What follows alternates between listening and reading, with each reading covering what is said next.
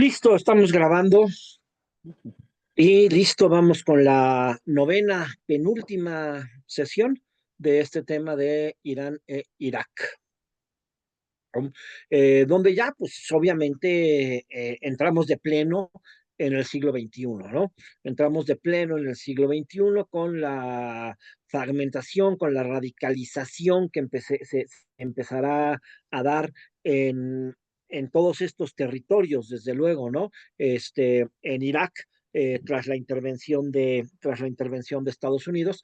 Y bueno, en Irán, pues ya se dio, obvio para estas fechas, ya se dio la revolución islámica y pues todo este vacío de poder es la oportunidad de la revolución islámica para entrar al territorio iraquí, pero claro, al mismo tiempo, esto generará una radicalización enorme que terminará pues por crear Al Qaeda en Irak y pues de ahí pasaremos hasta el Estado Islámico, ¿no? Entonces vamos a ver cómo, pues finalmente esta intervención de Estados Unidos y el derrocar a Saddam Hussein, pues claramente lo único que logrará será radicalizar muchísimo más esta, esta zona de conflicto, ¿no?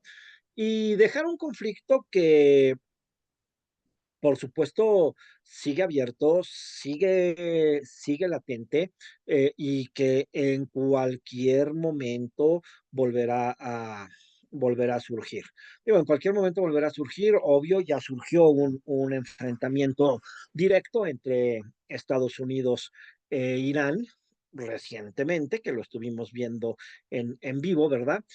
Pero Irak, pues tampoco ha terminado su historia. ISIS tampoco ha terminado su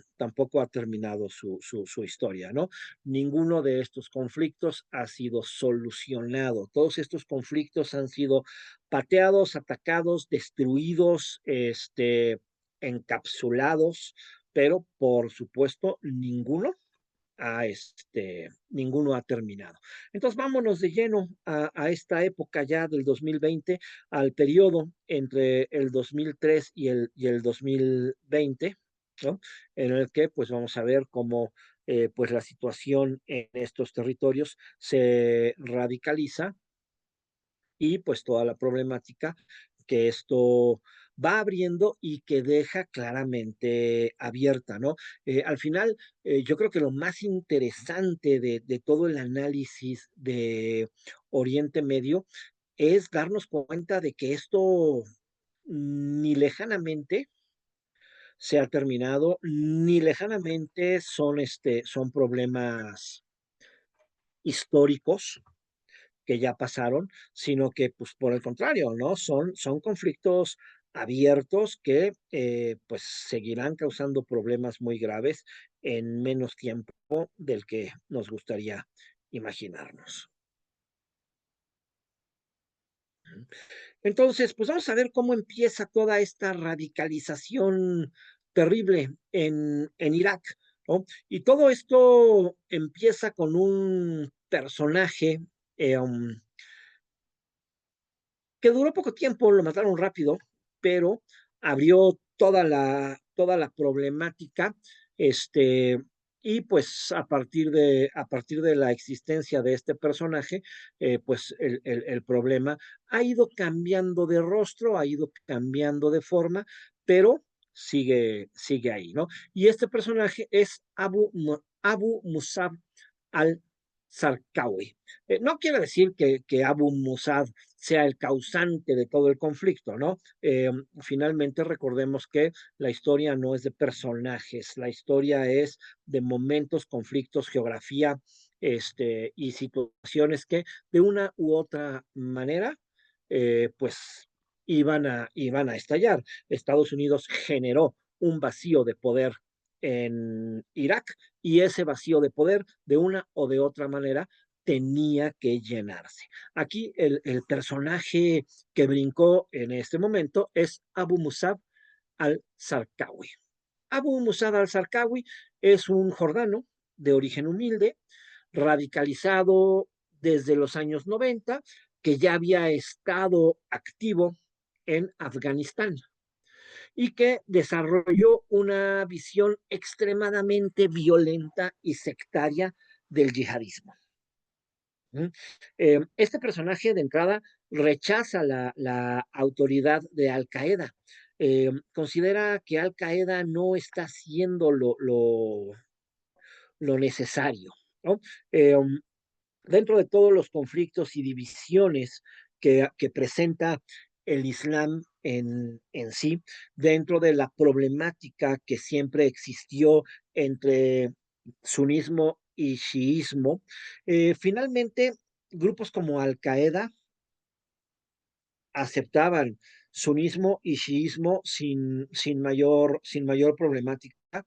Este, puesto que el enemigo para un grupo como Al Qaeda claramente era Occidente. El enemigo para un grupo como Al Qaeda es Estados Unidos, es Europa, ¿no? Pero no es el musulmán. Y este va a ser el primer cambio radical cuando aparezca Zarqawi. Zarqawi rechaza la autoridad de Al Qaeda porque Al Qaeda no ha adoptado una postura claramente anti-chií. Zarqawi ve la lucha contra los chiíes como prioritaria, incluso considera el chiismo más peligroso que Occidente y funda su propio grupo terrorista, ¿no? Jamaat al-Tawhid wal-Jihad, ¿no? Que pues finalmente es el grupo precursor que con el paso de los años terminará por transformarse en el Estado Islámico. Decíamos, tras la invasión de 2003, pues precisamente Zarqawi se instala en el norte de Irak y pues aprovechará el vacío de poder y el descontento sunita para empezar a reclutar combatientes. Recordemos que Irak, aunque es un territorio mayoritariamente chiita, igual que Irán, pues siempre históricamente había habido un dominio suní en la región, ¿no? Los sunitas gobernaban en Irak, aunque sin un fanatismo religioso. Recordemos que a Saddam Hussein se le puede acusar de muchas cosas, pero no era un fanático religioso. Por el contrario, era un personaje que consideraba que el Islam y el Estado debían de ir por lados distintos, pues era un personaje que promovía la separación de iglesia y Estado. Pero él era suní y la mayoría de los integrantes de su partido político también. Entonces, cuando Estados Unidos toma el control, si se acuerdan, empieza a organizar este gobierno compartido en donde se pretende que chiitas, sunnis y kurdos eh, compartan los diferentes puestos de gobierno. Y esto, pues lo único que hace es generar un enfrentamiento permanente y un clarísimo vacío de poder.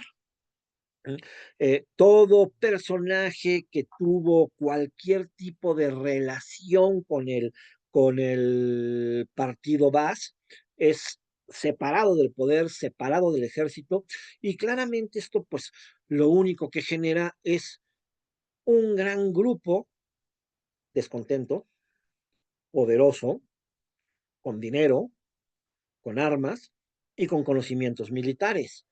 Toda la milicia que, que tuvo relación con Baas es desmembrada y de un día para otro dejamos a una cantidad impresionante de soldados sin trabajo, ¿no?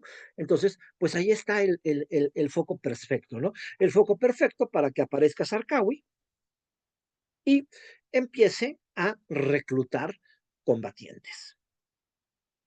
Cuando Sarkawi crece y se ve el poder que puede adquirir este personaje, pues finalmente Al Qaeda pues decide tomar alianza con él, aunque esta alianza también va a ser corta. Pero en este momento en el que Al Qaeda hace una alianza formal con Zarqawi, pues rebautiza a su grupo y a partir de este momento el grupo de Zarqawi se llamará Al Qaeda en Irak, ¿no? Aquí, AQI, Al Qaeda en Irak. Y pues así aparecerá un nuevo grupo de combatientes que tiene un doble objetivo. No es únicamente eh, pelear contra la ocupación estadounidense, sino que ahora además claramente hay un nuevo enemigo y el nuevo enemigo es musulmán. El nuevo enemigo es el Islam, ¿sí? Que Sarkawi considera una herejía y por ende considera que es necesario atacarlos y eliminarlos, ¿no? Incluso prioritariamente eh, por encima de el enemigo original que era Occidente. Inmediatamente aquí se va a enfocar pues en atentados suicidas masivos, pero ya no contra la ocupación extranjera, o bueno, ya no nada más contra la ocupación extranjera, ¿no? Sino también contra santuarios y contra procesiones chiís. Además, otra cosa muy importante que va a encontrar este personaje es el poder mediático. Entonces, la otra parte va a ser ejecutar públicamente a extranjeros y prisioneros, generando un terror mediático, ¿no? Ataques, por supuesto, contra las fuerzas estadounidenses, o sea, aunque para Sarkawi era prioritario también combatir al chiismo, por supuesto, Occidente no deja de ser el enemigo declarado del Islam, ¿no? Y por ende, pues claro, hay que atacar también a las fuerzas estadounidenses, pero también hay que atacar a los propios sunitas que sean acusados de colaboracionistas, ¿no? Entonces, pues verdaderamente aquí es un grupo de una violencia impresionante y pues ataca sunitas, chiitas, extranjeros, tropa de Estados Unidos, etcétera, etcétera, etcétera, ¿no? Finalmente, el objetivo de aquí es generar una guerra sectaria, generar una guerra de grandes dimensiones dentro de Irak que impida la consolidación de un nuevo Estado iraquí.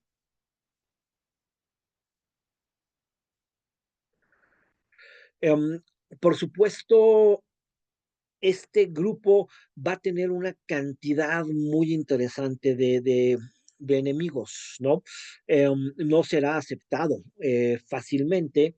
Muchos grupos sunitas compartirán el rechazo a la ocupación estadounidense, pero criticarán la brutalidad de Sarkawi y tampoco estarán de acuerdo con sus métodos, ¿no?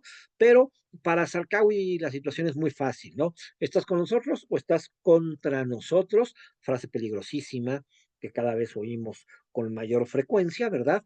¿Estás con nosotros o estás contra nosotros? Entonces, sunnis, shis, tropa estadounidense o extranjeros son enemigos. Quien no esté de acuerdo con la ideología de Aki y quien no entienda que hay que hay que evitar el Estado iraquí, este, y hay que combatir tanto a extranjeros como a chiitas, pues es simple y sencillamente enemigo de aquí. Por ende, pues también hay que atacarlo, ¿no?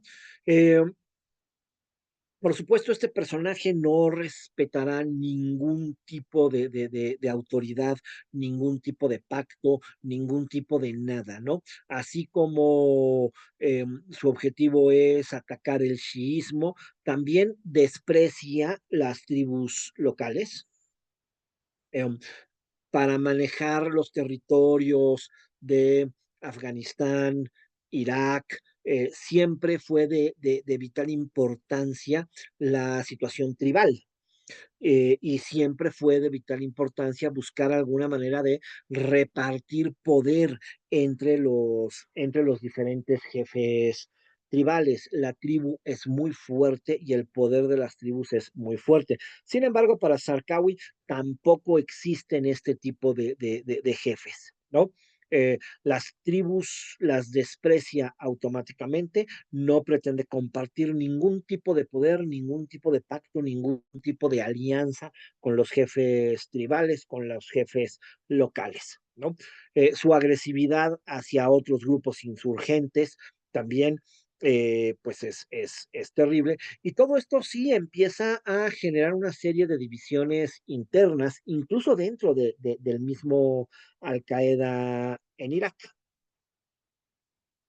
Pero pues finalmente el radicalismo jala, el radicalismo atrae y su poder militar y su discurso radical empezará a atraer yihadistas, empezará a atraer musulmanes de otras regiones, ¿no? Y desde luego, jóvenes desencantados con toda la situación que se ha estado viviendo, que también pasarán a engordar las filas de Aki.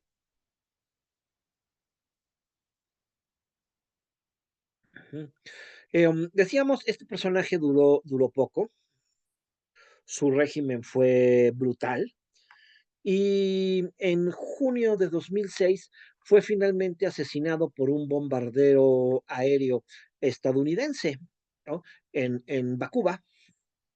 Y pues gracias a este bombardeo logran matar a Zarqawi y bueno, pues como siempre en este pensamiento absurdo, ya nos deshicimos del problema, ¿no? Ya matamos a Zarqawi, ya nos deshicimos del problema. Por supuesto, no. La muerte de Zarqawi sí fue un golpe importante para Aki, el líder del momento, el que lo había formado y el que lo estaba estructurando, pues fue asesinado. Pero por supuesto, la estructura va a sobrevivir y momentáneamente bajará la violencia, pero ya este personaje había sembrado las bases ideológicas y organizativas de donde nacerá inmediatamente después el Estado Islámico, ¿no? Las tácticas, la ideología que surgirá, pues precisamente será este sectarismo como estrategia, o sea, incrementar el odio y la guerra interna, incluso pues entre sunnis y shiis, ¿no? El uso del terror mediático, ¿no? Esta situación de pues conseguir la mayor publicidad posible a los atentados, ¿no? Incluso con transmisiones en vivo, subiendo videos a internet, ¿no? Gracias a internet, pues existe una vía de comunicación y de información gigantesca en donde pues cualquiera puede colocar cualquier cosa, ¿no? Entonces, pues será muy importante el uso de internet, el uso de las redes para generar este terror mediático. Y otra cosa muy importante que empiezan a tomar estos nuevos grupos es el tomar territorios. ¿Mm? Este,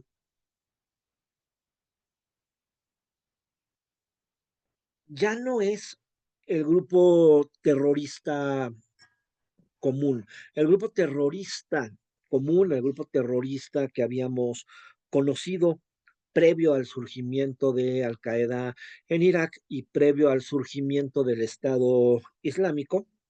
Podía ser muy ruidoso, podía ser muy peligroso, pero básicamente eran personajes como Osama Bin Laden que escondidos desde determinados lugares organizan ataques espectaculares, ¿no?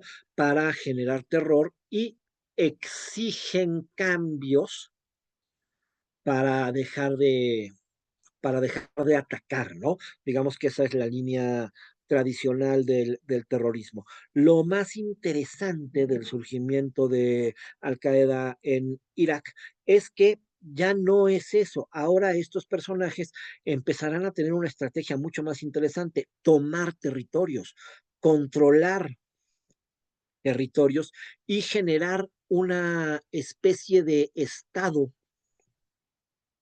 ilegal, sin reconocimiento, todo lo que quieran, pero generar una especie de estado, un protoestado, en donde estos grupos controlan zonas con población, con recursos, y utilizarán a esta población y utilizarán estos recursos para poderle darle más fuerza a su movimiento, ¿no?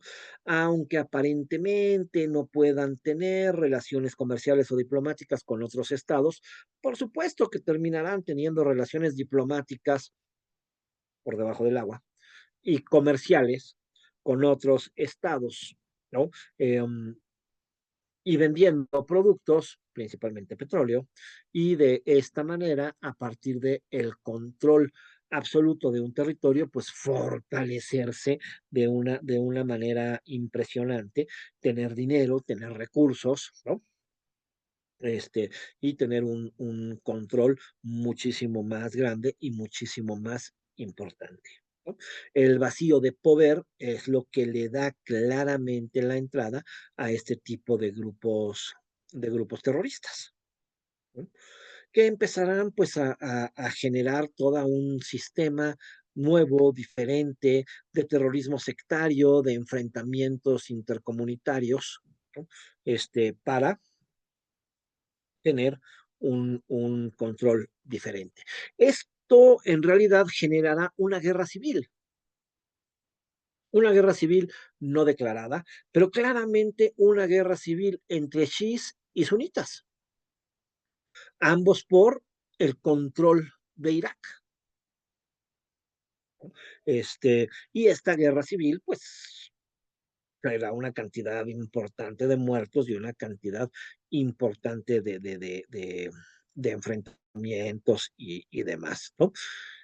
Así como empezaron a surgir los grupos armados sunitas, ¿no? Centrados principalmente en expulsar a las tropas extranjeras y recuperar el poder perdido, pues empezarán también poco a poco a aparecer tropas chiitas. A medida que Al Qaeda en Irak gana influencia, el conflicto se va desplazando hacia un enfrentamiento religioso, con el chiismo pasa a ser, de ser una corriente religiosa del propio Islam, ¿no? A ser considerado este enemigo interno. Y entonces ahora la yihad no solamente la promovemos contra los invasores gringos o contra el sistema occidental o contra la intervención de estos países, sino incluso contra el mismo musulmán, ¿no? Pero contra el chiismo. A partir de 2004 empieza una campaña sistemática de atentados contra civiles chiíes, con bombardeos en mezquitas, en mercados, con bombardeos a procesiones religiosas, con masacres en los barrios chiíes o en los barrios mixtos, con una propaganda violenta contra el chiismo traidor. Ujú.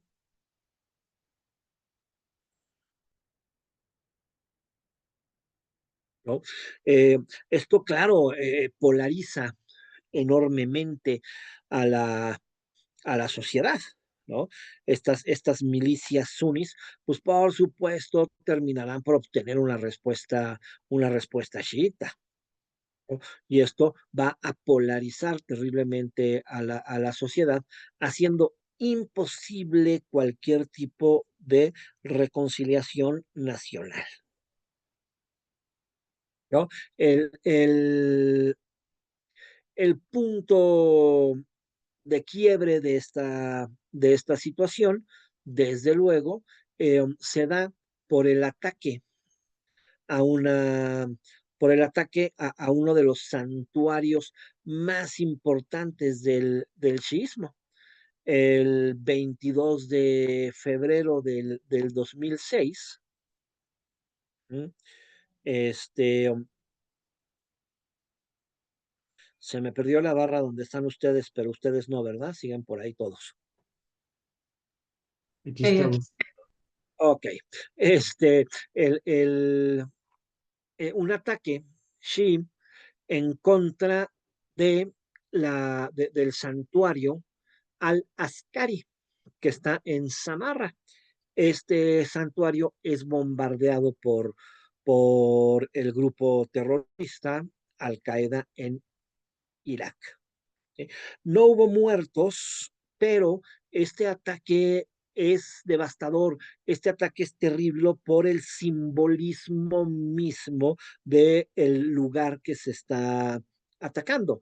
El santuario de Al-Askari es uno de los santuarios más importantes, es uno de los lugares más sagrados para el chiismo. De hecho, después de la Meca y Medina, el lugar más sagrado para el sismo es este santuario de Al-Askari. ¿A qué se debe su importancia? Pues Al-Askari es el 11º imán.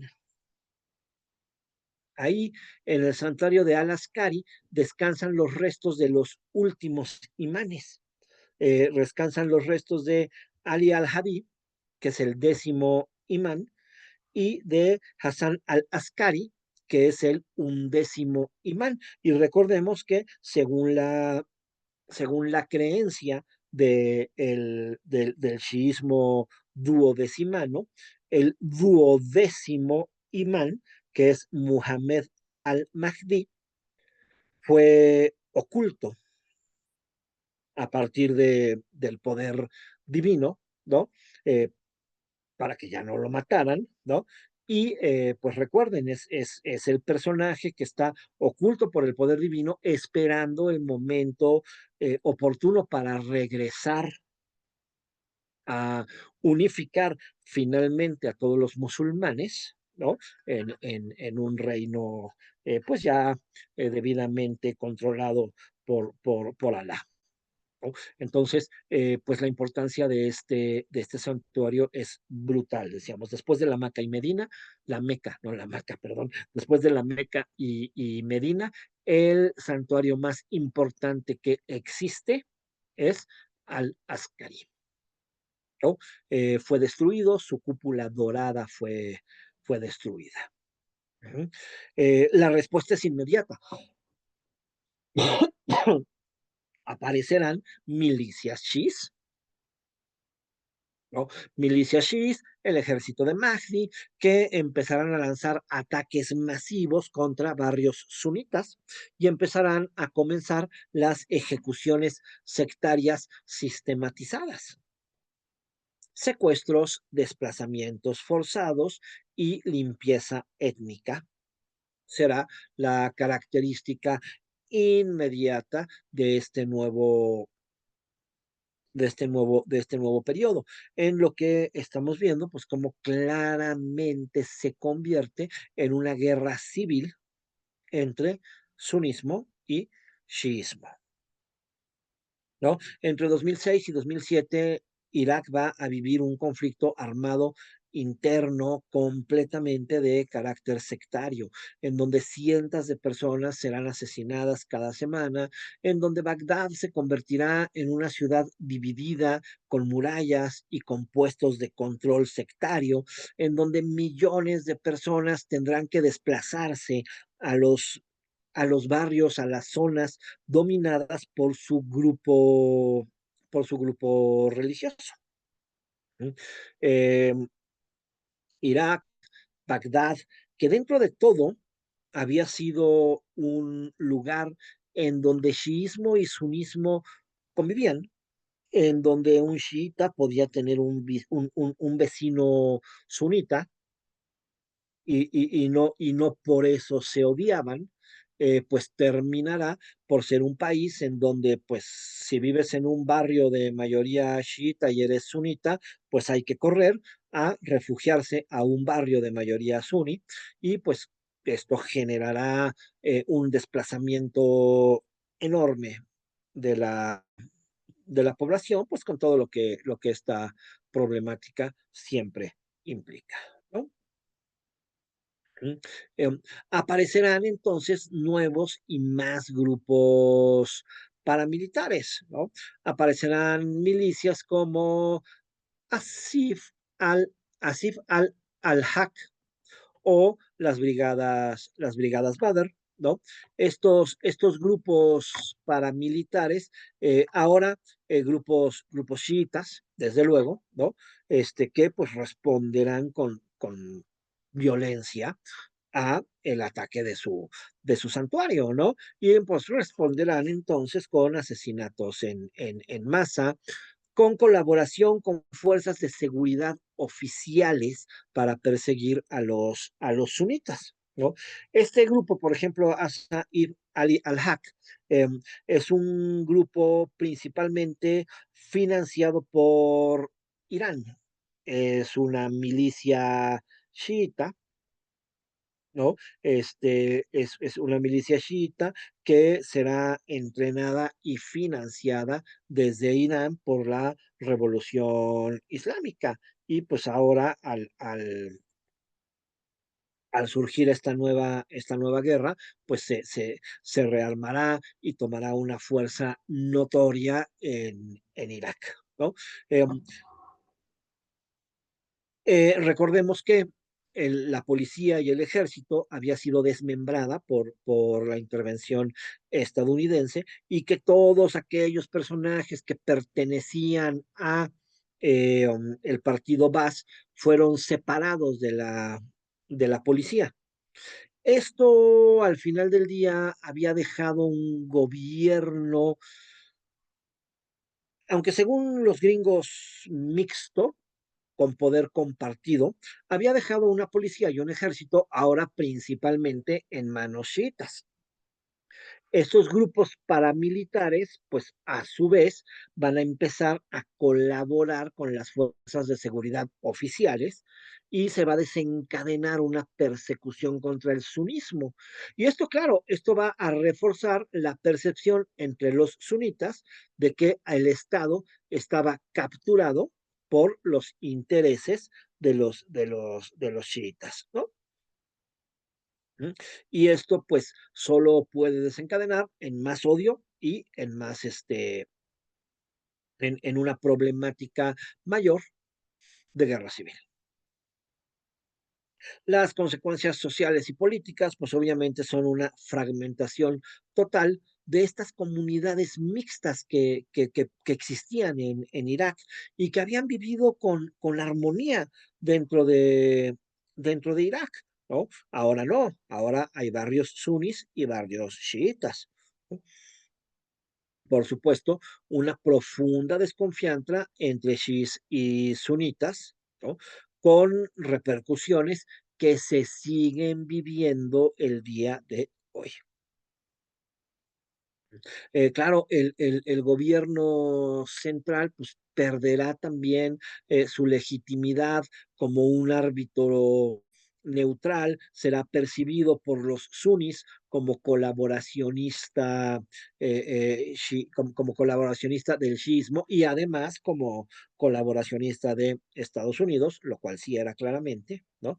Y pues esto obviamente hará que el gobierno pierda toda legitimidad en Irak. Entre 2004 y 2007, Irak se convierte en el epicentro de una guerra civil sectaria, ¿no? Que será alimentada por terrorismo, por yihadismo, o, por supuesto, respondida por grupos paramilitares armados. El tejido social se rompe completamente, la convivencia que podía haber existido entre estos grupos, pues, por supuesto, es sustituida por miedo.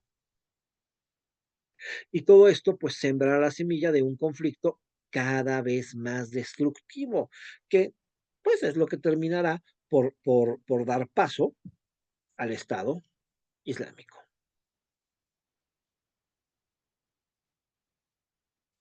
¿No? Entonces, ¿cómo va evolucionando este grupo de Al Qaeda en Irak hasta llegar a este punto del Estado Islámico? El Estado Islámico, que primero es el Estado Islámico de Irak, y después ya tomará el concepto de el Estado Islámico a secas. Una vez muerto Abu Musab al-Zarqawi en 2006, pues no, por supuesto, no desaparece Al Qaeda en Irak. El liderazgo será asumido por otros nuevos personajes, Abu Ayyub al-Masari y Abu Omar al-Baghdadi. Figuras probablemente menos carismáticas que Zarqawi, pero más organizadas.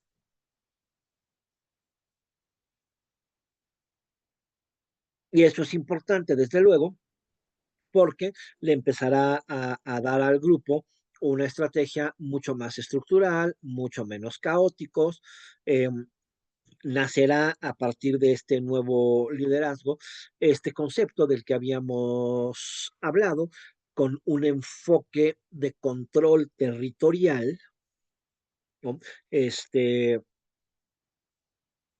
y pues se empezará a formar un grupo terrorista que tiene un verdadero control como un gobierno paralelo, ¿no? Este, que dominará en muchos casos por encima de, del gobierno verdadero, ¿no? En octubre de 2006 se anuncia precisamente la creación de el Estado Islámico de Irak. ¿No? El Estado Islámico de Irak. Claro, lo que pretende ya claramente este grupo, pues es denominar eso, ¿no? Denominar que ellos son el gobierno iraquí, ¿no? Y como ellos son el gobierno iraquí, pues el gobierno otro no tiene razón de existir, ¿no? Se proclama como una autoridad islámica soberana sobre el territorio sunita. Entonces, es este momento en el que se supera este modelo del grupo terrorista para transformarse en un protoestado, ¿no? En un grupo que verdaderamente tiene control de territorio y que verdaderamente gobierna. Muchos yihadistas internacionales lo celebraron, pero no hay una unión absoluta alrededor de este grupo, desde luego, ¿no? Muchos grupos sunitas lo rechazan.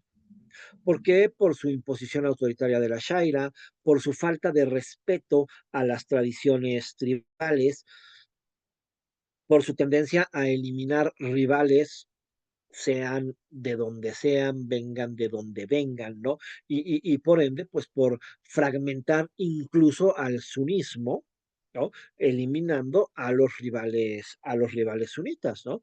Con este mecanismo tan terroríficamente peligroso, ¿verdad? Si no estás conmigo, estás contra mí.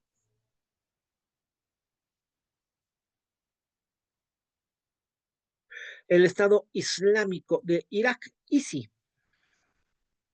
ISI comienza entonces a instaurar todo un sistema de gobernanza paralela en algunas zonas rurales o urbanas, en el oeste y en el norte de Irak.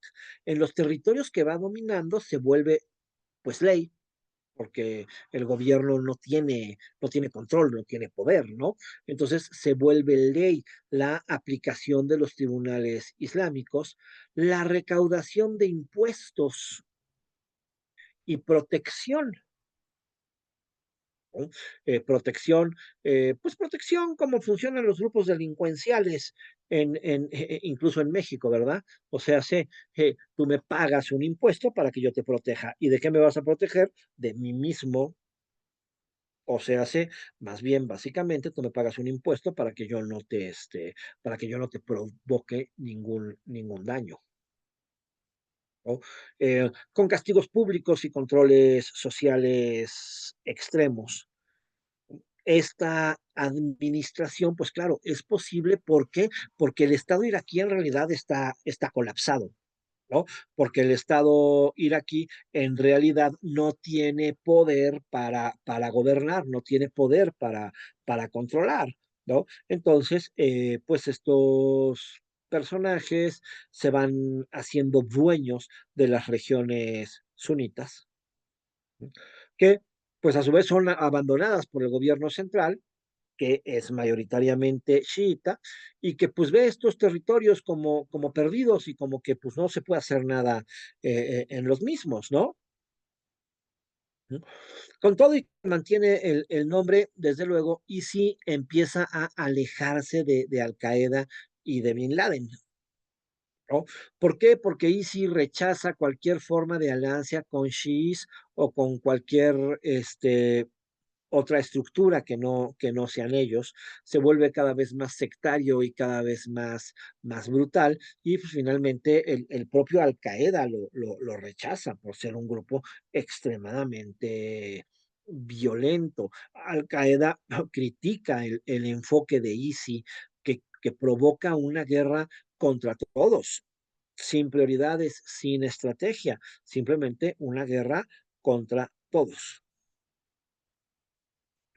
A partir de 2007, tribus sunitas, hartas del autoritarismo de ISI, también empezarán a organizar los llamados consejos del despertar, los Shawa, con apoyo de Estados Unidos, y que trabajarán en alianza con tropas estadounidenses. Y así, gracias a estos consejos desde el despertar, gracias a este grupo nuevo paramilitar también, pero ahora aliado con tropa estadounidense, logran expulsar a ISI de la mayoría de las áreas. Y finalmente van recuperando el control local y le van devolviendo este poder pues al gobierno provisional iraquí, ¿no? Debilitan las rutas de financiamiento y reclutamiento yihadista. Estados Unidos aprovecha el momento para lanzar una ofensiva militar efectiva y una estrategia de contrainsurgencia más inteligente que lo que se había hecho anteriormente, ¿no? Y pues sí, finalmente los dos líderes del momento, Abu Ayyab al-Masari y Abu Omar al-Baghdadi, fueron eliminados en un ataque conjunto entre iraquíes y estadounidenses. Pero nuevamente matar al líder no soluciona la problemática, porque surgirá un nuevo personaje, un personaje que además tomará a su vez un nombre mítico muy importante, que es Abu Bakr al-Baghdadi. ¿Quién es Abu Bakr? Abu Bakr, si se acuerdan de alguna de las clases de hace mucho, Abu Bakr fue el segundo califa del Islam. Bueno, perdón, fue el primer califa del Islam, porque Mahoma no es un califa, Mahoma es Mahoma, ¿no? Los califas son los sucesores de Mahoma. Entonces, Abu Bakr fue el primer califa del Islam. Y este personaje, por supuesto, toma el nombre de Abu Bakr de una forma completamente simbólica y pues rápido reconstruye la organización del Estado Islámico, ¿no?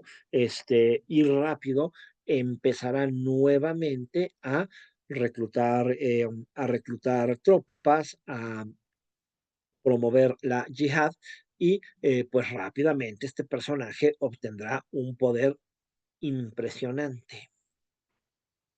¿no?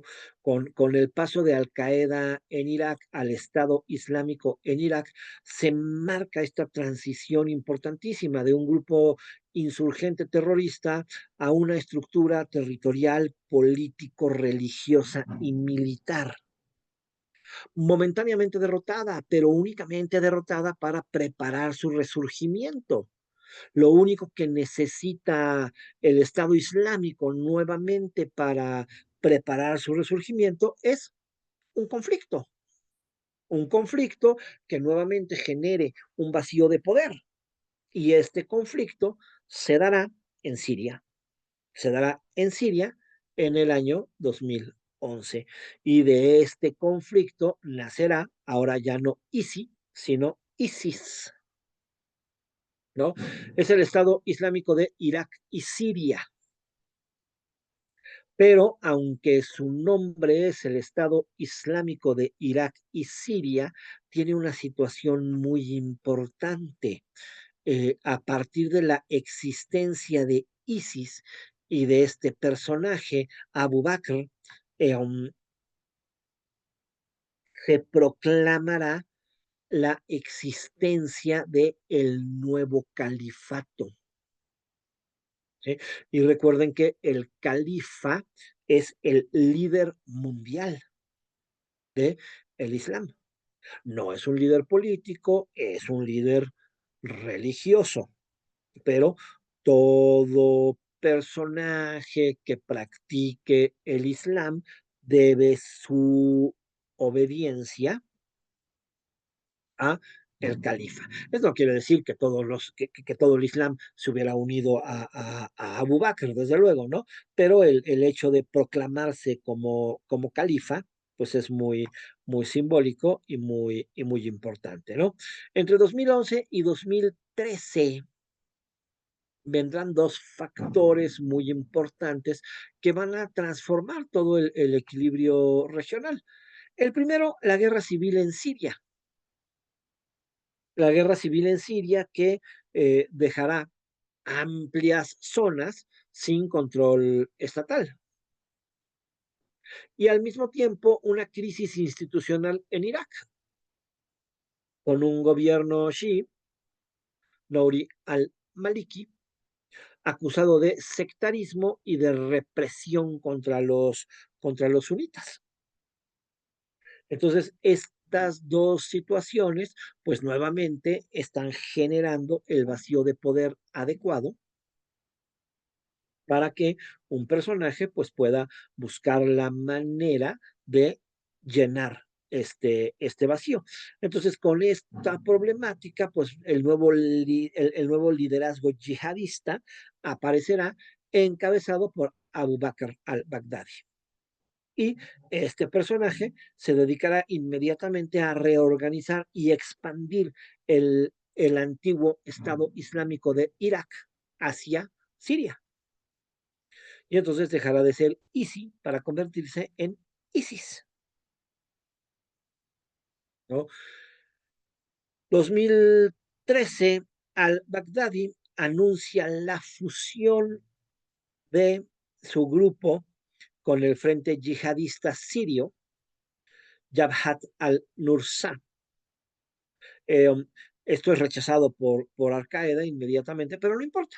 A partir de esta unión de dos grupos yihadistas, uno en Irak y uno en Siria, pues dejará de ser el Estado Islámico de Irak para ser el Estado Islámico de Irak y Siria, dejará de ser ISI para convertirse en ISIS.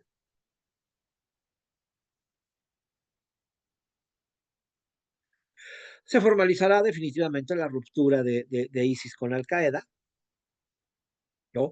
Por sus diferencias en métodos, ISIS es más brutal y más espectacular que Al Qaeda, por la estrategia de control territorial que Al Qaeda no está de acuerdo, ¿no? Y con su diferencia porque el objetivo político de ISIS será precisamente la restauración del califato global.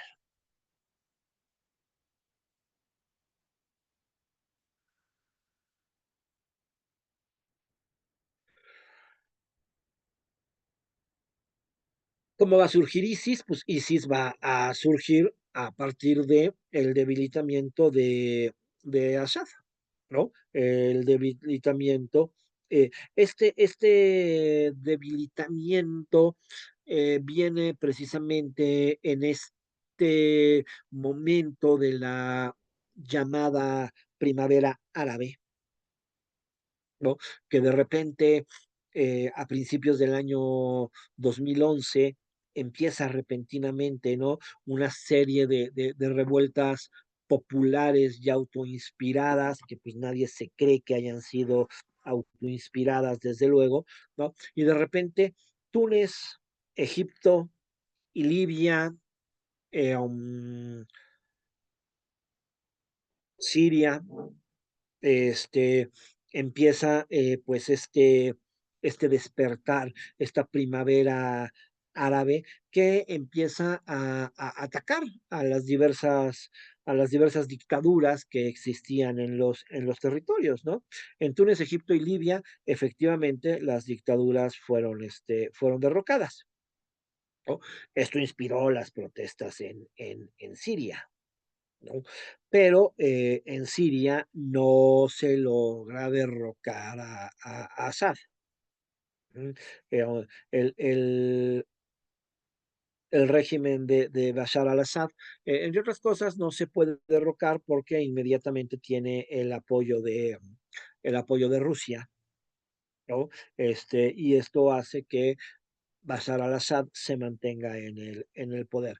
Pero de cualquier manera, la guerra civil genera el vacío de poder necesario, y este vacío de poder necesario le da la expansión inmediatamente al Estado Islámico, ¿no? Para reactivarse y convertirse en el Estado Islámico de Irak y Siria, ¿no? El movimiento inmediato va a ser lanzar una ofensiva contra el norte de Irak. En Irak capturará la ciudad de Mosul, la segunda ciudad más grande y más importante del país, ¿no? Y en Siria tomará la región de Raqqa, ¿no? También de vital importancia, ¿no? Entonces, pues con este control de territorios ya, tanto de Siria como de Irak, pues claramente aparecerá ISIS en todos los noticieros del planeta, ¿verdad? Este, ¿no? Este grupo además va a utilizar el armamento estadounidense abandonado en Irak. Entonces, con esto, pues empezará a avanzar, ¿no? A Mosul, a Tikrit, a el oeste de Irak, e incluso llegó a amenazar la capital, Bagdad. Desde la mezquita de Mosul, ¿no? Aquí la mezquita de Mosul no es que tenga una importancia tradicional especial, es importante porque pues, Mosul es el primer territorio controlado por este nuevo Estado Islámico, y entonces pues desde la gran mezquita de Mosul, Abu Bakr se proclamará califa del nuevo Estado Islámico, ¿no? Mencionando claramente que es el Estado Islámico de Irak y Siria. ¿Por qué? Porque aquí viene ahora sí un anuncio simbólico muy importante, ¿no? El fin de las fronteras impuestas por los colonizadores, o sea, del tratado Sykes-Picot, ¿no? Y entonces el reestablecimiento del califato universal, ¿no? El objetivo declarado inmediatamente por ISIS, desde luego, es el de conquistar todas las regiones del Islam, todas las regiones que fueron del Islam, ¿no? Lo que implica, pues desde luego, el control sobre Arabia Saudita, el control sobre el norte de África, ¿no? E incluso el control sobre Al-Ándalus, ¿no? Gobernar según la sharia más estricta, unificando a los musulmanes bajo un solo liderazgo, expandiéndose por las regiones de Orashán, Andaluz y África del Norte. La proclamación del califato genera un impacto enorme, mediático y simbólico. Miles de combatientes extranjeros llegan de Europa, de Asia, de África, para unirse a la yihad de ISIS. Se difunden videos de ejecuciones, castigos, ¿no? Discursos carismáticos que empiezan a seducir a los más radicalizados. Y entonces ISIS se convierte en el grupo yihadista más poderoso, rico y mediático del mundo.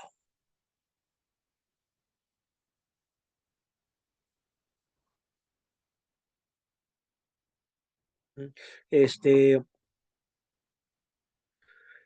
va a tener situaciones muy interesantes, va a tener el control absoluto de un territorio muy importante entre Siria e Irak. ¿Sí? Va a tomar el control de una región muy importante. Pero no solamente va a tomar el control de una región muy importante, sino que al mismo tiempo va a tener representación en una cantidad impresionante de territorios de países, ¿no? Y esto pues le dará ese poder impresionante, ¿no? Gracias a esta extensión territorial, pues controla campos petroleros, bancos, ¿no? Pero además, gracias a su representación en muchísimos lugares del planeta, ¿no? Pues también tiene un poder increíble para controlar rutas comerciales, para saqueo, para contrabando, y esto le hará generar su propia economía, ¿no? En las zonas ocupadas, pues utilizará redes sociales con una efectividad propagandística increíble,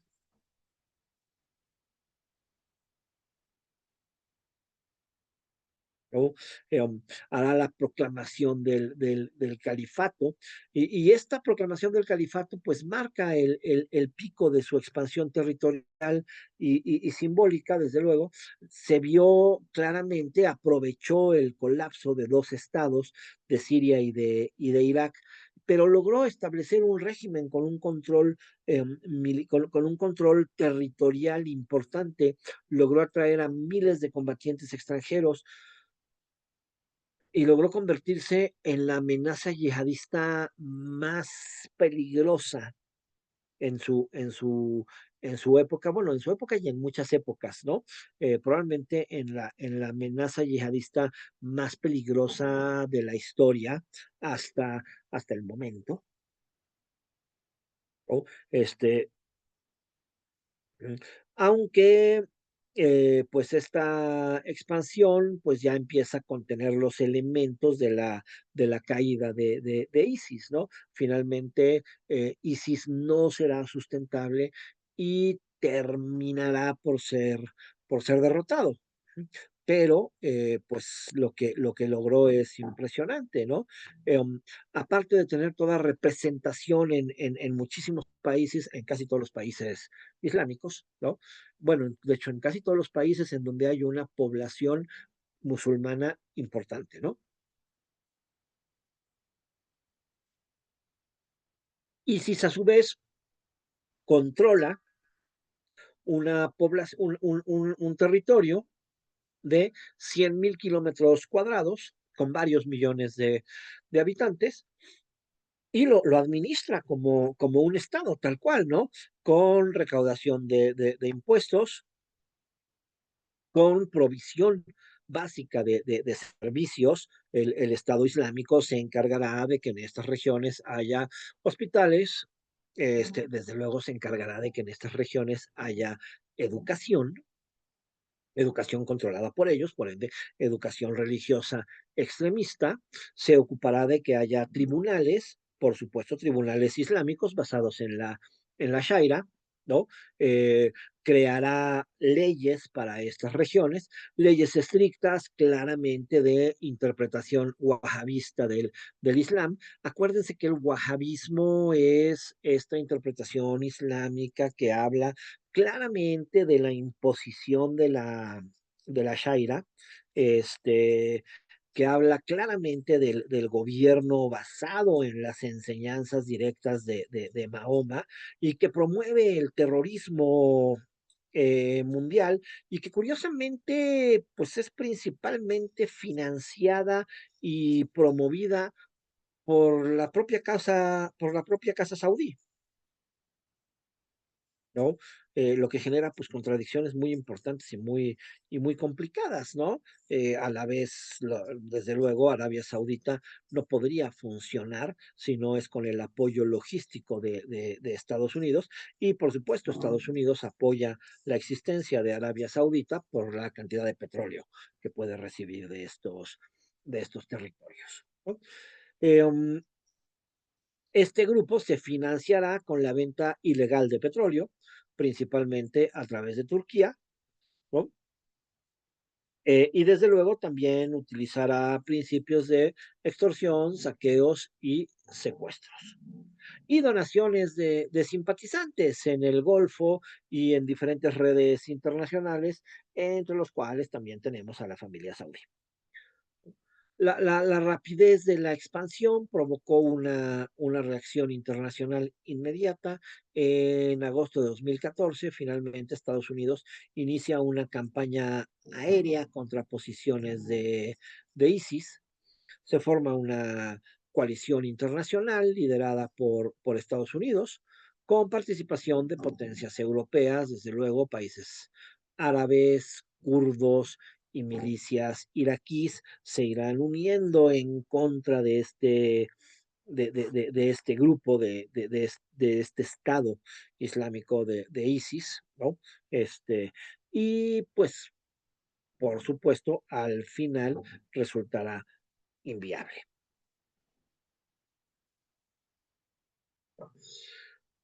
Em, Vendrá aquí una serie de redes internacionales y de manejos bien complicados, ¿no? El ascenso del Estado Islámico va a generar una reacción sin precedentes, ¿no? Su ruido mediático será muy importante para financiar el movimiento, para el crecimiento del movimiento, pero también para que el movimiento termine por convertirse en algo, en algo inviable, ¿no? Decapitación de rehenes occidentales, ataques suicidas masivos, expansión territorial rápida y sistemática, genocidios contra minorías, represión extrema y destrucción de patrimonio, terminará por obligar a actores internacionales y regionales con agendas muy distintas, con ideologías muy distintas, a, a terminar uniéndose probablemente no en una unión pactada y reglamentada claramente, pero uniéndose todos en contra de ISIS, dando lugar a una coalición multilateral sin precedentes, ¿sí? No coherente incluso, ¿no? Este, ujú, en la que terminarán por entrar Estados Unidos, ¿no? Estados Unidos, pues, lideraría la coalición global que se forma en 2014 con más de 80 países, ¿no?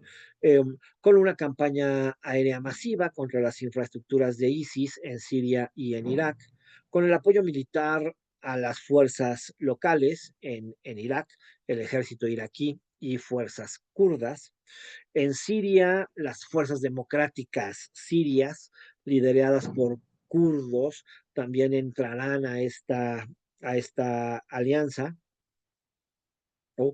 Se encargará Estados Unidos de entrenar y asesorar a estas unidades antiterroristas y seguramente al rato la historia nos generará lo que siempre nos ha generado. Estados Unidos crea a sus propios enemigos.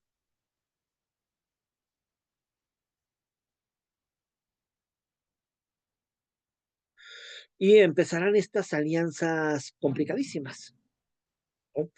Estados Unidos, por supuesto, va a evitar el despliegue de tropas a gran escala, ¿no? No quiere movilizar un ejército por el territorio iraquí. Esto causa muchas bajas y causa mucho descontento en Estados Unidos. Entonces, pues se basará principalmente en ataques aéreos y en coordinar tropas de muchos otros países o grupos o pueblos o lo que sea que estén dispuestos a terminar con el Estado Islámico, ¿no? Pero esto les decía, genera un equilibrio muy delicado, ¿no? Por ejemplo, eh, los kurdos, obviamente, están en contra de la existencia del Estado Islámico y, por supuesto, tropas kurdas se unen a este combate y, por supuesto, Estados Unidos apoya a los kurdos en esta guerra contra el Estado Islámico, pero al mismo tiempo, Estados Unidos es aliado de Turquía y al mismo tiempo Turquía considera que los kurdos son una amenaza para la existencia de su país. Entonces, pues aquí empiezan estos apoyos tan complicados y tan complejos, ¿no? Ujú. Irak actúa como un actor clave en la lucha contra ISIS, el gobierno formal de Irak, el que pues, prácticamente había perdido el control, ¿no? Y movilizará las unidades de movilización popular, una coalición de milicias chiíes iraquíes, ¿no? Este, que pues también serán apoyadas por Estados Unidos, pero pues al mismo tiempo son un riesgo para ellos,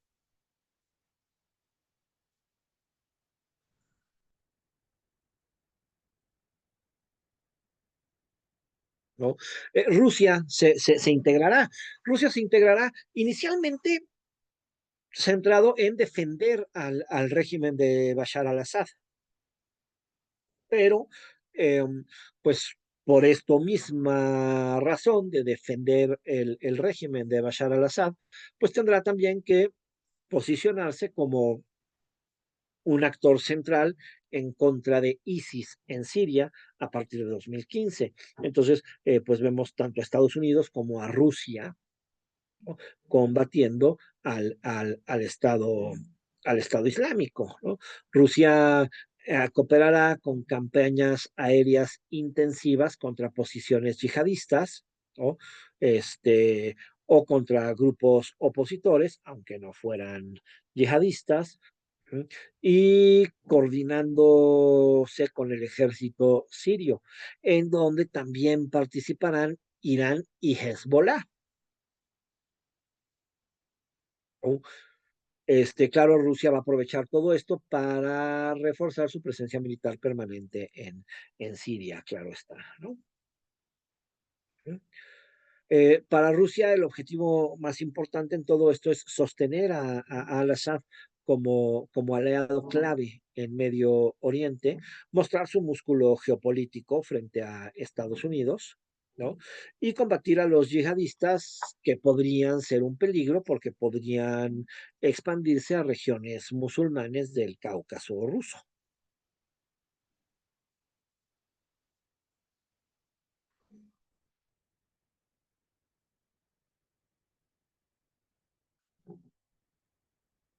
El Estado Islámico se había apoderado, ¿no? De Raqqa, de Kirik, habían sido los puntos desde donde inician sus ataques, ¿no? En Irak, los Peshmerga kurdos serán una fuerza decisiva para pelear contra ISIS. Ellos vienen precisamente de Kirkuk, ¿no? Acuérdense que toda la región norte de Irak en realidad es región de los kurdos y por ende, pues este ejército kurdo defenderá el norte del país, ¿no? En Siria, pues están las fuerzas democráticas sirias, ¿no? Lideradas por las unidades de protección popular que van a dedicarse a recuperar parte del noreste sirio, van a recuperar Raqqa, que era la capital del califato. Pero pues estos dilemas, ¿no? El dilema kurdo, por ejemplo, ¿no? Aliados muy eficaces de Estados Unidos, pero cuyo fortalecimiento inmediatamente genera tensiones con Turquía. Turquía consideraba a los turcos súper peligrosos. En Turquía existía el Partido de los Trabajadores del Kurdistán, ¿no? Que es un partido que, pues, entre otras cosas, promueve la independencia del Kurdistán. Y el Kurdistán está entre Irak, Irán y Turquía.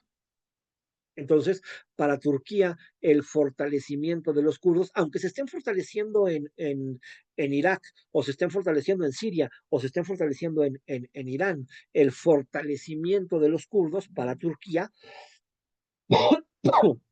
es un peligro.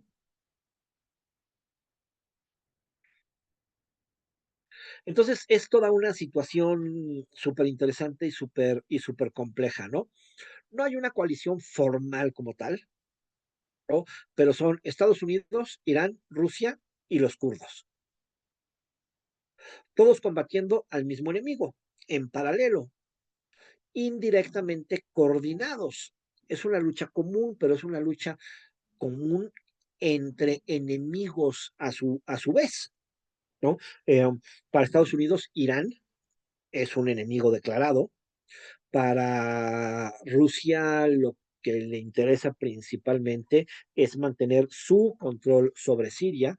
Para Siria, los kurdos son un enemigo declarado, por ende, para Rusia, los kurdos también son un enemigo declarado, ¿no? Pero dentro de todo este desastre, pues se generan una serie de coaliciones que no tienen lógica. Estados Unidos e Irán pues colaboran tácticamente en Irak para derrotar al Estado Islámico, ¿no? Por otro lado, Rusia e Irán coordinan sus operaciones en Siria para defender el régimen de Bashar al-Assad. Al mismo tiempo, los kurdos reciben apoyo militar de Estados Unidos y tolerancia rusa, ¿no? ¿Por qué? Porque son necesarios para derrotar al Estado Islámico. Entonces, es todo un tejido de alianzas que no tienen lógica, que no tienen formalidad, de países que en realidad, de países o de grupos, puesto que el Kurdistán no existe como país, aunque sí tiene bandera, este, ¿no? Pues que no tiene coherencia entre sí, que no tiene lógica entre sí, ¿no? Sí estamos en el principio básico del enemigo de mi enemigo es mi amigo, ¿no? Aunque sea mi enemigo, ¿no? El enemigo de mi enemigo poderoso es mi amigo, ya después será mi enemigo cuando derrotemos al enemigo más poderoso, ¿verdad?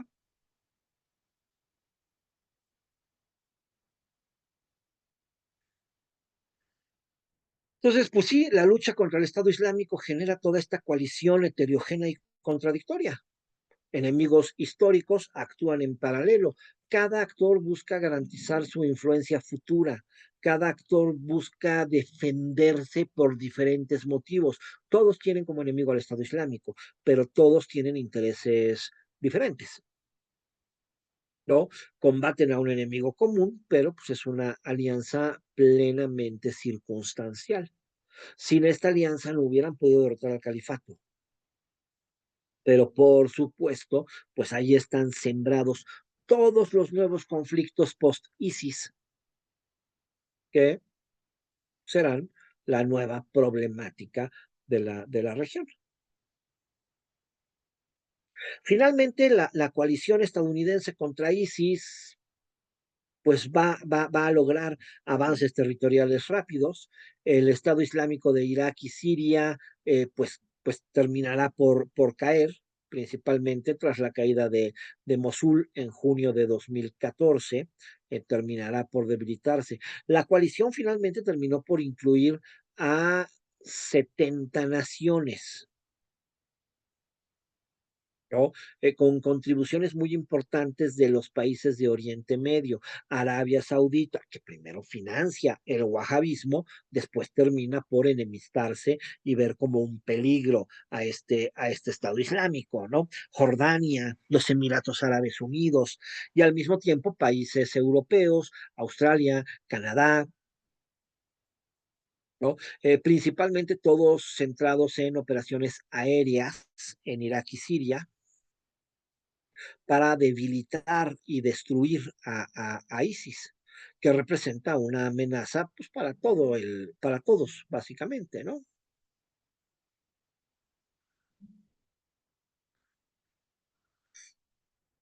Entre 2015 y 2017, la coalición internacional, junto con las fuerzas locales, lograron recuperar la mayor parte del territorio que controlaba ISIS. En Irak, el Ejército Nacional, con sus milicias chiíes y con kurdos, lograron retomar Tikrit, lograron retomar Fallujah y Ramadi, lograron retomar Mosul, ¿no? Este, con una batalla muy devastadora, con muchísimas pérdidas, ¿no? En Siria, pues se logró recuperar Raqqa, que era la capital del califato, se lograron recuperar el control sobre zonas muy importantes del Éufrates, y finalmente en 2019 terminó por caer el último enclave controlado por ISIS, y ese fue el final oficial del califato. En realidad es el final oficial del califato territorial, es el final en el que sí, la alianza de estos países logra quitarle el control de estos territorios a ISIS, ¿no? A un costo de miles de civiles muertos, ciudades enteras devastadas, desplazamientos masivos, destrucción eh, y falta de reconstrucción efectiva, ¿no? Todo esto dejará una serie de zonas propicias para la reaparición de grupos armados. ISIS es derrotado territorialmente, pero ISIS no desaparece. Básicamente mutó a una estructura insurgente y clandestina, ¿no? Replicando los patrones ya conocidos de la guerrilla, los patrones ya conocidos del terrorismo, ¿no? Que se basan en estos conceptos de ataques relámpagos, emboscadas, asesinatos selectivos, extorsión, contrabando, redes clandestinas, y mantuvo su presencia en zonas rurales de Irak, en los desiertos del este de Siria, que son a su vez zonas de muy difícil control por por las fuerzas regulares.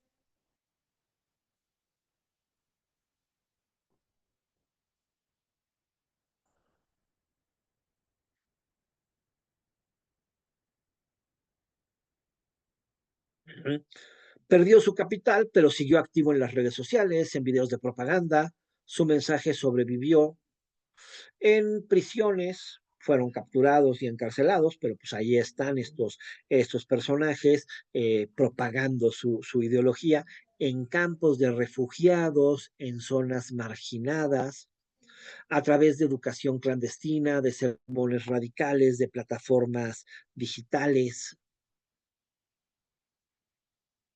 ¿no? Especialmente preocupante es el caso del campo Al-Hol en Siria, donde finalmente hay muchísimos familiares de yihadistas que mantienen viva la ideología del califato.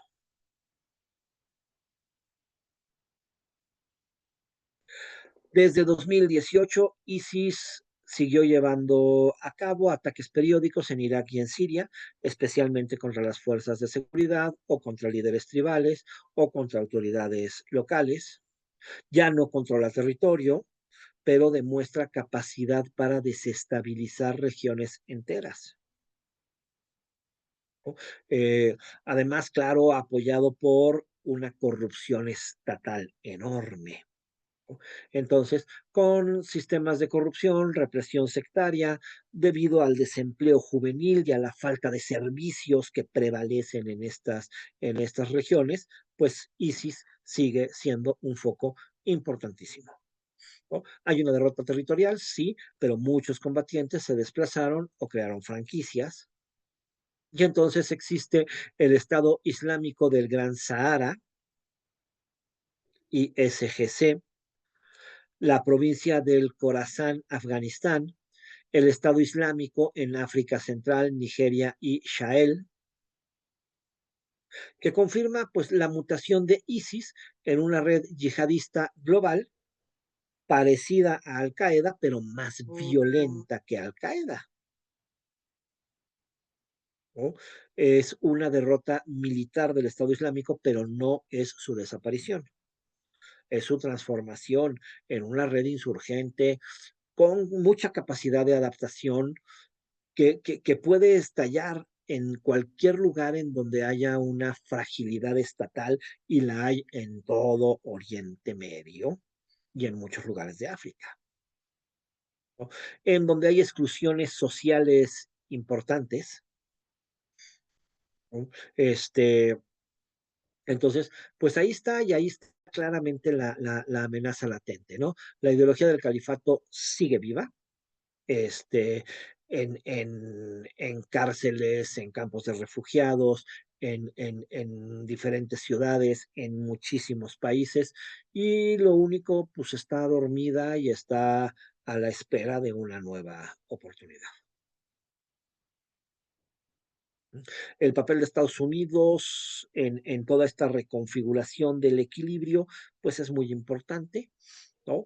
Eliminar al régimen de Saddam Hussein es lo que rompió todo el equilibrio entre chiitas y sunitas y es lo que favoreció la existencia de este grupo, ¿no?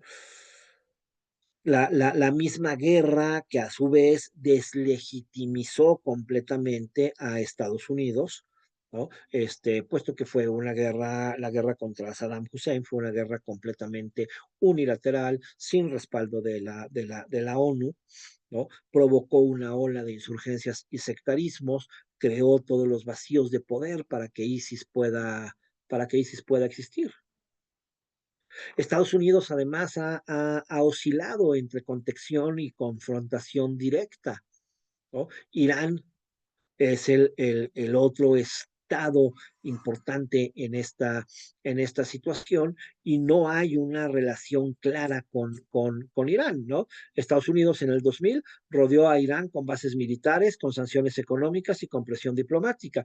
En el 2015, con Obama, firmó el acuerdo nuclear en busca de estabilizar la región. En el 2018, Trump se retiró del acuerdo, reactivó las sanciones y ordenó el aislamiento de Bagdad, del general, perdón, Qasem Soleimani en Bagdad. Y entre el 2021 y el 2023, Biden intentó reactivar el acuerdo, pero pues claro, sin un éxito notorio. Y ahora el regreso del loquito Donald Trump, pues vuelve a desestabilizar completamente la región, culminando pues en los ataques que ya vimos y en toda la tensión de Oriente que claramente está activa, ¿no? Estados Unidos sigue manteniendo alianzas contradictorias, desde luego, ¿no? Arabia Saudita, socio estratégico, principal comprador de armas, un aliado importante contra Irán. Israel, protegido por Washington, pero enfrentado con todos los actores regionales, incluido Arabia Saudita. Kurdos, aliados contra ISIS, pero abandonados a su suerte ante las presiones de Turquía.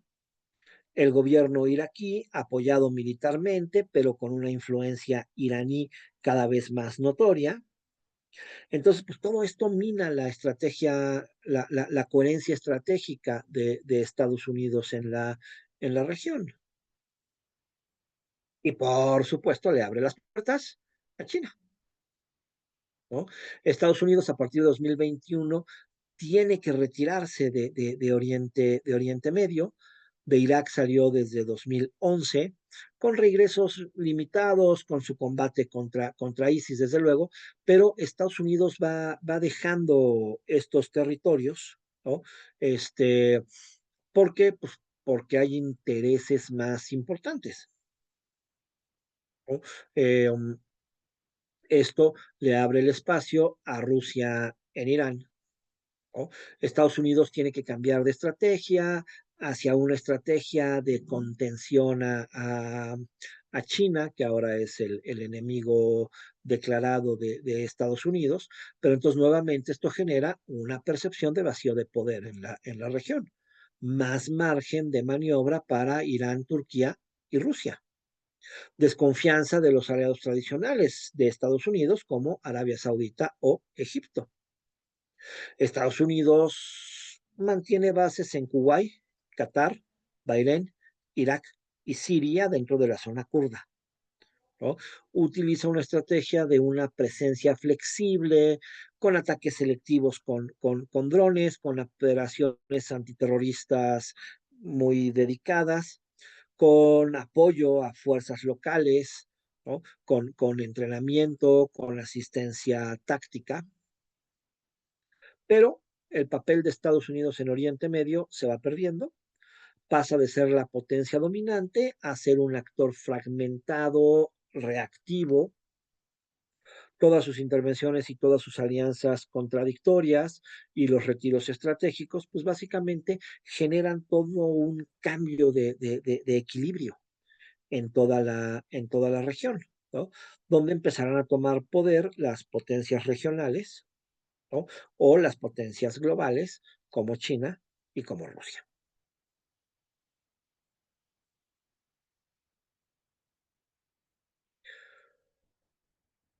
O sea, Irak, pues claramente se va a volver el centro de una guerra fría, ¿no? Un conflicto indirecto, prolongado entre potencias rivales, no se enfrentan directamente, o sea, lo que conocemos como guerra fría, ¿no? En donde los enemigos se enfrentan en otros lugares.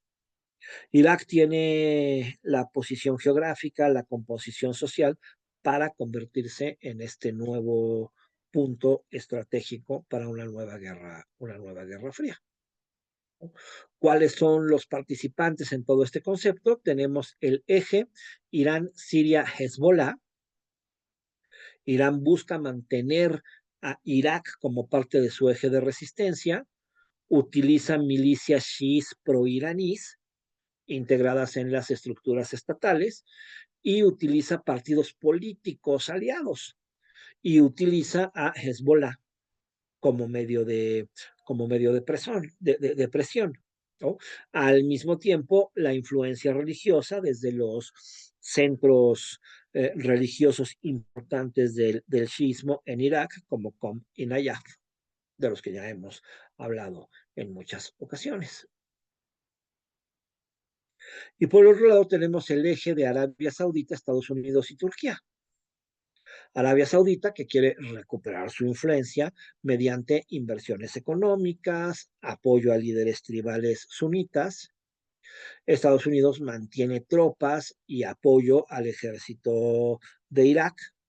Turquía interviene militarmente en el norte de Irak contra el Partido de los Trabajadores de Kurdistán y compite por la influencia económica y cultural en Mosul y Kirkuk.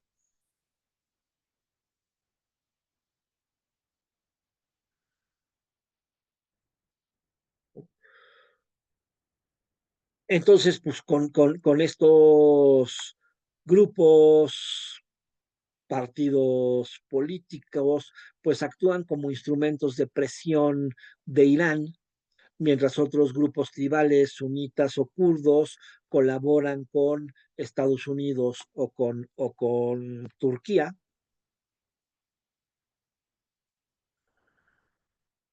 Centros religiosos chiíes compiten contra la formación sunita saudí, contra la influencia de las comunidades turcomanas sunitas en la región. Desde luego, medios de comunicación y propaganda, cadenas financiadas por Irán o por Arabia Saudita o por Estados Unidos que promueven todas las narrativas opuestas sobre historia, religión, tradición y legitimidad. ¿No? Una economía y una reconstrucción, entonces empresas iraníes que pues dominan principalmente el sur de Irak, Arabia Saudita, que ofrece proyectos de reconstrucción como herramientas de influencia, o Turquía, que controla rutas comerciales claves en la región del norte de Irak.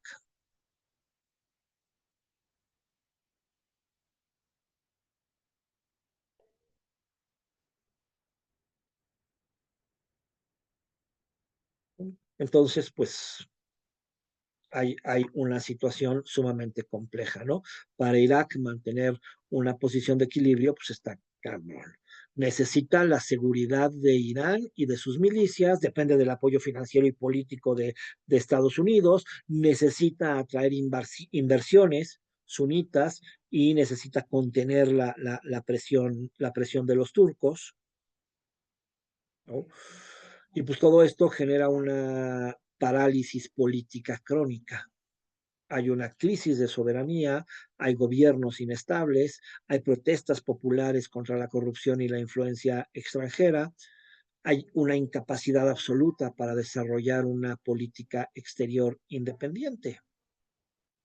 La población iraquí vive en un clima súper complicado, con narrativas enfrentadas, con una religión dividida, con jóvenes radicalizados, desilusionados ante la falta de un futuro claro, con una ciudadanía que desconfía de todos, que desconfía de su élite, que desconfía de su gobierno, que desconfía de las potencias extranjeras,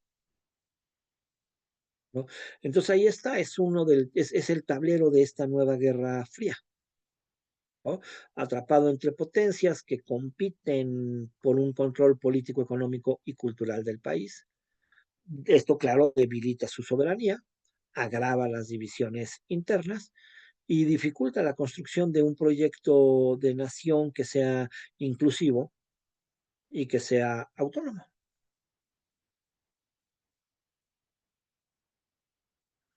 ¿no? Todas las fronteras del mapa, pues de alguna u otra manera empiezan a moverse. Todas estas fronteras que siempre hemos dicho fueron creadas con lápiz, ¿no? Pues de una u otra manera tendrán que estallar, ¿no? Los kurdos, una de las más grandes naciones sin estados en el mundo, repartidos entre Turquía, Irak, Irán y Siria, pues exigen cada vez con más fuerza la existencia de un estado propio, ¿no? Irak no consigue la autonomía política y cultural. Este, hay levantamientos reprimidos por todas partes. Desde la guerra del Golfo, la región es una problemática que no logra acomodarse, ¿no? Y la invasión de Estados Unidos y la caída de Saddam Hussein, lejos de componer cualquier cosa, lo único que hizo fue dañar radicalmente el equilibrio de poder que existía.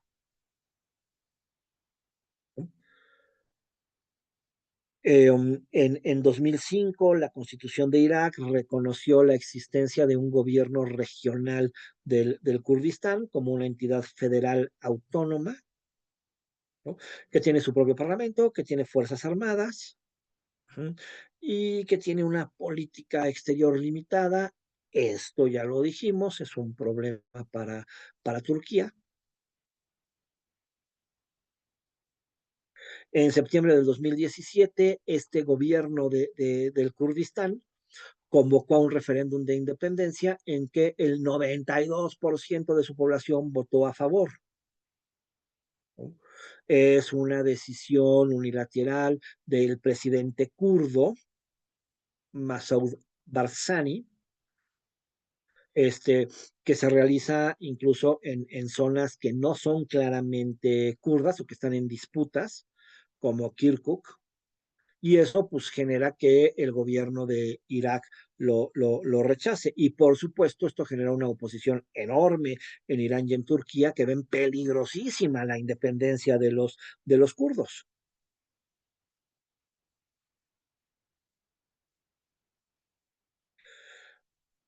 Esto generó que el gobierno de Irak lance una ofensiva militar para recuperar Kirkuk y que use el apoyo de milicias chiíes que son pro-iraníes.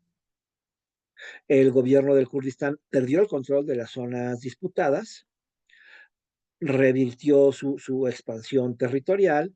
Barzani renunció como presidente, el proyecto independentista pues se quedó momentáneamente congelado, ¿no?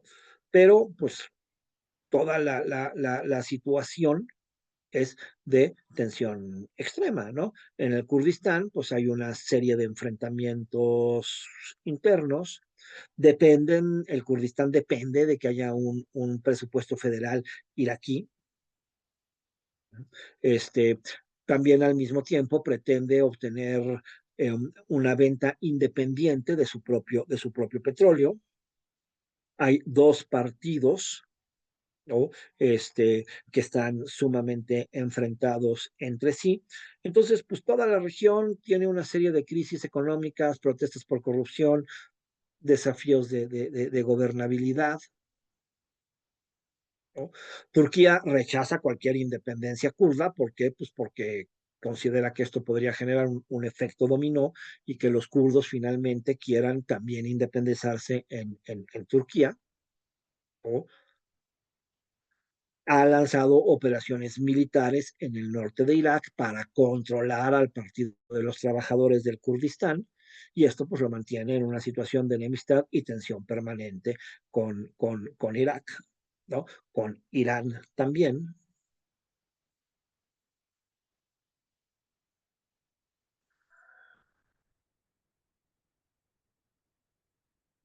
Eh, Irak, pues al mismo tiempo, pues ya tiene una fragmentación muy compleja, ¿no? Entre kurdos, chiitas y sunitas, algunas zonas mixtas,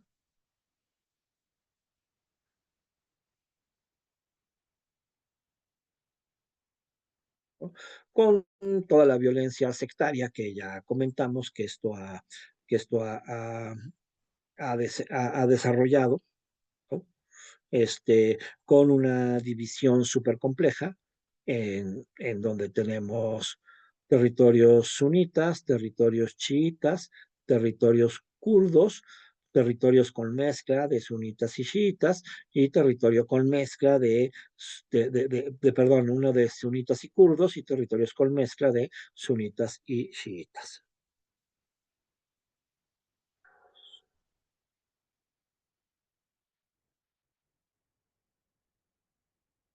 ¿no?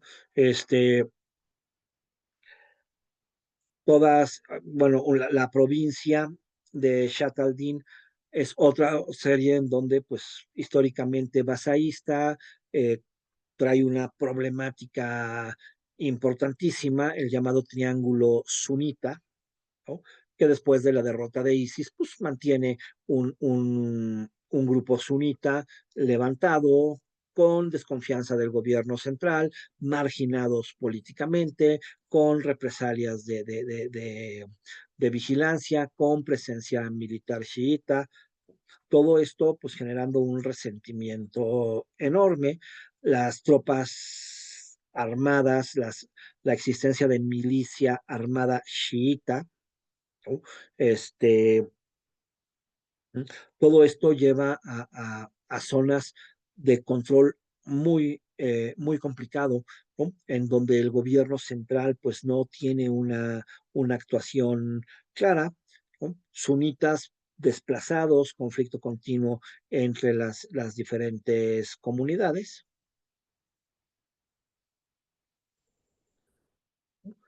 Entonces, pues finalmente, Irak sigue existiendo formalmente como un Estado unificado, pero la realidad es que tiene una fragmentación terrorífica según líneas sectarias, zonas chiíes, zonas sunnis, gobernadas por diferentes actores con agendas enfrentadas. No hay forma de mantener claramente una unión iraquí. Hay demasiados intereses en conflicto, una guerra fría gestándose clarísimamente en este territorio y pues obstáculos terribles para lograr que haya que haya una unificación del país, ¿no?